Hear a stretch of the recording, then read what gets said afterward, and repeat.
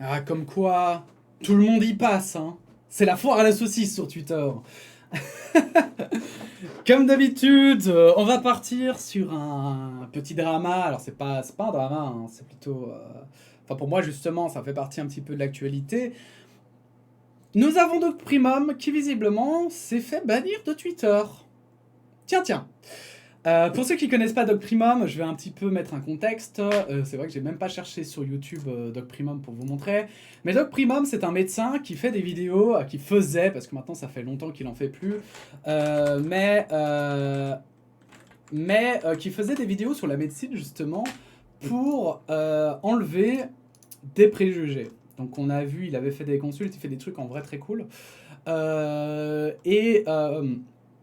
En fait, avant, il faisait justement. Donc, vous voyez, c'est il y a 3 ans. Ça date d'il y a longtemps. Il faisait des vidéos un petit peu, j'ai envie de dire, dans la même veine que Dirty Biology. C'est-à-dire qu'en fait, il prenait des sujets un petit peu décalés, tombait enceinte en avalant. J'adore. Et en plus, j'adore l'image que je trouve extrêmement drôle. Et en fait, il déconstruisait, ou au contraire, il confirmait, sous un avis médical, ces différentes propositions. Donc il a parlé de la coqueluche, la rubéole, les oreillons, etc. Bref, honnêtement, super cool. C'est vraiment dommage qu'il ait arrêté, mais en même temps, comme il est médecin, il l'a dit lui-même qu'il a plus le temps et qu'il faisait ça par hobby en fait et pas par. Enfin voilà, il voulait pas devenir vidéaste, ça l'amuse de le faire. Et donc bah, maintenant il a plus le temps pour le moment, donc voilà, peut-être qu'un jour il reprendra, mais pour le moment c'est R. Et donc, si vous ne le connaissez pas un petit peu, ah oui, je vous ai montré, mais je vous ai montré de loin. Si vous connaissez pas du coup un petit peu Primum non nocere sur Twitter, sous le arrobase docprimum, je crois, eh bien, faut savoir qu'il est un peu différent que dans ses vidéos. Alors, c'est hyper intéressant, c'est pour ça que je le suis, parce que je trouve qu'il donne toujours des visions médicales et des opinions qui sont hyper intéressantes. Des opinions qui sont beaucoup plus nuancées, qui sont souvent, justement, qui nuancent en fait ce qu'on peut entendre. Il met en avant parfois des absurdités médicales que des gens disent. Bref, donc c'est assez cool. Mais il a pas sa langue dans sa poche. C'est-à-dire que s'il pense que t'es un gros con, il va pas aller par 4 chemins pour te le faire comprendre.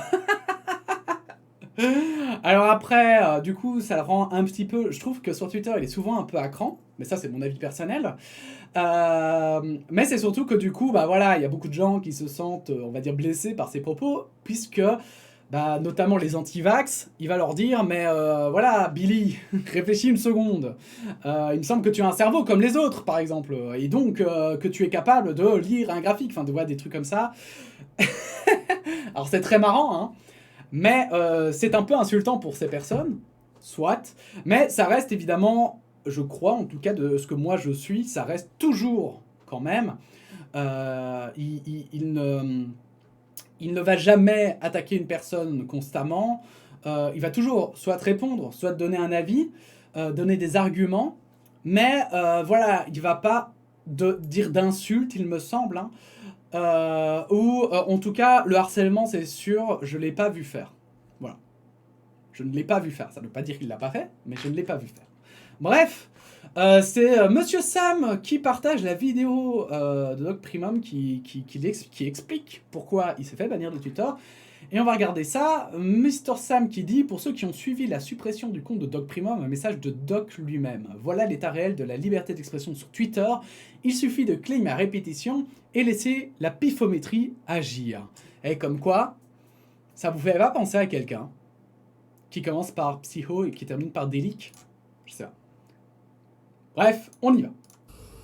Bonjour à tous. Alors je fais cette petite vidéo pour donner une explication en fait que je viens de me faire ban de Twitter. Hier j'ai partagé un tweet de Doc Amélie, Amélie for You, qui parlait du fait que beaucoup de gens qui se retrouvaient actuellement en soins intensifs étaient des personnes qui étaient non vaccinées. Et j'avais fait remarquer qu'il fallait qu'on se méfie de ce genre de statistiques parce qu'à l'heure actuelle, oui, c'est encore beaucoup de gens non vaccinés qui sont en soins intensifs et en hospitalisation, mais à un moment ça allait changer. Et donc cette statistique pouvait se retourner contre une information qui est de toute bonne foi. J'ai vu passer cette info. J'ai cliqué moi-même justement sur l'info parce que je le voyais mettre de la nuance. Et je voulais m'assurer justement que, justement, enfin, j'étais intéressé du coup. Est-ce que c'était quelqu'un qui racontait n'importe quoi? Est-ce qu'au contraire, bref. Et donc pour expliquer, effectivement, vu qu'il y a de plus en plus de vaccinés et que la vaccination marche à 90%, eh bien, enfin ça dépend des vaccins, on va dire que pour le meilleur ça marche à 90%, forcément il y aura des gens qui à un moment donné seront vaccinés et vont être à l'hôpital. Alors ça ne veut pas dire que le vaccin ne marche pas, forcément, ça veut juste dire que, au vu, voilà, si tout le monde est vacciné, forcément ceux qui seront à l'hôpital, ce seront des gens vaccinés. C'est juste ça en fait. Si tout le monde porte des t-shirts, forcément, ce seront tous les gens qui portent des t-shirts qui seront à l'hôpital aussi. Enfin, vous voyez ce que je veux dire? Bref. Donc c'était juste ça qui mettait en exergue et c'est ça qui disait de attention, on parle aujourd'hui pour le moment c'est vrai que la plupart des gens qui sont à l'hôpital sont des non vaccinés, mais plus tard quand la majorité des gens seront vaccinés, forcément ce seront des gens vaccinés qui iront à l'hôpital et donc il faudra faire attention parce que les gens diront mais regardez, vous l'avez dit, le vaccin il sert à rien. Ok, alors la personne pour répondre aussi un petit peu à ça, pour expliquer, puisque j'ai quand même regardé, donc autant le partager. La personne expliquait que selon elle, justement, en attendant, ça faisait fermer la bouche à ceux qui, voilà, qui étaient anti-vax. Et que, justement, si je me souviens bien, c'était un peu, entre guillemets, chaque chose en son temps.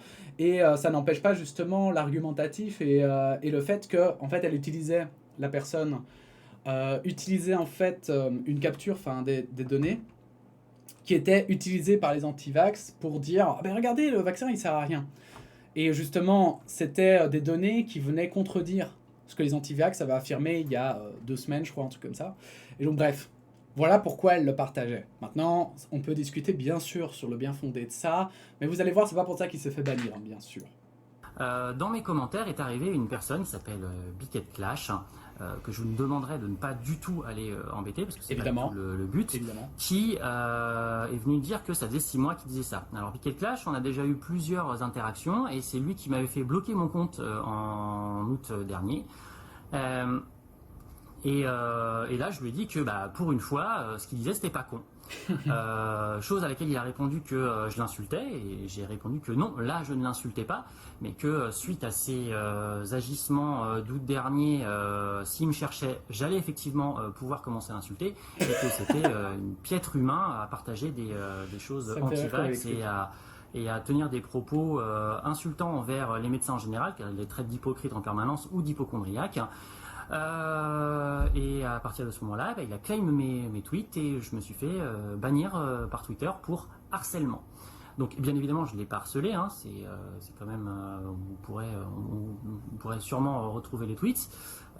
Mais voilà pourquoi je me suis fait bannir de Twitter, parce que j'ai dit à quelqu'un que ce qu'il avait dit n'était pas con pour une fois, et que de toute manière, s'il continue effectivement, là pour le coup, je pourrais être insultant, et que je n'avais pas beaucoup de respect pour les gens qui méprisaient les médecins, la science et leurs contemporains. Voilà, donc Twitter, la balle est dans votre camp, j'ai fait appel, mais peut-être que je ne reviendrai plus sur Twitter. Voilà, bonne journée. Et donc, voilà, c'est vraiment genre. C'est comme je vous disais, c'est un peu finalement psychodélique. C'est quelqu'un qui n'est pas d'accord avec les propos de la personne, qui n'est pas du même avis et qui du coup va commencer à claim à tout va. Alors il y en a qui vont appeler ça de la cancel culture. Moi, vous savez, j'ai du mal avec ce mot cancel culture, ça, parce que pour moi ça a toujours existé et enfin voilà, bon bref, pour moi c'est un peu trompeur appeler ça cancel culture parce que c'est pas. Enfin bon bref, c'est pas adapté, on en reparlera un jour, vous inquiétez pas. Mais je vais pas rentrer dans le détail ici. Mais c'est clair qu'en tout cas, c'est pas normal que. Alors, même si. c'est ça qui me fait rire chez Doc Primum, c'est qu'il a vraiment pas sa langue dans sa poche, comme vous voyez. Il a pas hésité à lui dire écoute, mec, je trouve que ce que tu dis, c'est de la merde. Et ça me fait rire. Mais c'est gênant. C'est gênant parce que, moi, notamment, ça me gêne beaucoup parce que ça m'intéressait beaucoup ce qu'il disait. C'était un peu un des seuls liens, je veux dire, que j'avais avec la médecine proche. Alors, en fait, et je remarquais que c'est un lien assez privilégié. C'était une certaine chance d'avoir ça. Parce que, notamment, voilà, moi j'ai ma sœur qui est médecin. Et ma sœur, je vois que, par exemple, elle est moins au courant de ce qui peut se passer et des questionnements, parfois, que les gens peuvent se poser autour de par exemple, de la vaccination, etc. Et Primum, en fait, permettait pour moi d'avoir accès à cette information et permettait aussi de voir et de me tenir un petit peu au courant je vais dire, des arguments contre la vaccination, des arguments qui pouvaient être sortis et pourquoi ces arguments sont faux. Parce qu'en fait, c'est surtout ça qui m'importait, moi, en fait. On sait jamais qui sait si demain, allez, j'invente, hein, mais demain, le vaccin serait pas nocif. Voilà. Et qu'un jour, un argument soit recevable. Et que justement, les médecins disent, effectivement, on l'a vu notamment au début du Covid, tous les sceptiques disaient, non, c'est une petite maladie et on en fait des caisses. Et puis au final, c'était une grosse maladie. Et une semaine ou 2 semaines avant la fermeture de tout, je m'en souviens encore, ça m'a frappé, mais il y avait tous les sceptiques qui ont changé, mais du tout au tout, et qui ont fait, putain, ça va être la merde. Ça va être la merde. Et c'est pour ça que c'est important, en fait, de garder toujours, pour moi, un certain lien même avec les gens qu'on considère quand même comme des tarés, parce que, en fait, il y a quand même, voilà, il y a des arguments qui sortent. Alors ouais, alors je ne dis pas que forcément il faut leur donner la parole et que forcément il faut partager ce qu'ils disent, mais pour moi c'est intéressant de savoir comment est-ce qu'on contre ces arguments. Je voyais notamment, allez, le fameux argument on n'a pas assez de recul sur le vaccin, par exemple. Eh bien maintenant, moi je sais quoi répondre à quelqu'un qui dit ça. Et je n'aurais jamais su quoi répondre si je ne suivais pas Doc Primum en fait, parce qu'il a retweeté, il a partagé des médecins, des professionnels de la santé qui travaillant dans le domaine, pouvait expliquer en détail pourquoi est-ce qu'on savait déjà les effets secondaires que ça allait donner, pourquoi est-ce que tic tac choc, enfin bon bref, vous comprenez. Et c'est pas tout, hein, c'est le fonctionnement des vaccins, c'est aussi, enfin voilà, bref, c'est tout un tas de trucs. Donc, moi je trouve ça extrêmement triste. J'espère que Twitter va vraiment changer voilà, va changer d'avis. Parce que pour moi, là, Doc Primum, c'est assez important. Il avait pour moi un rôle assez important par rapport à l'information médicale.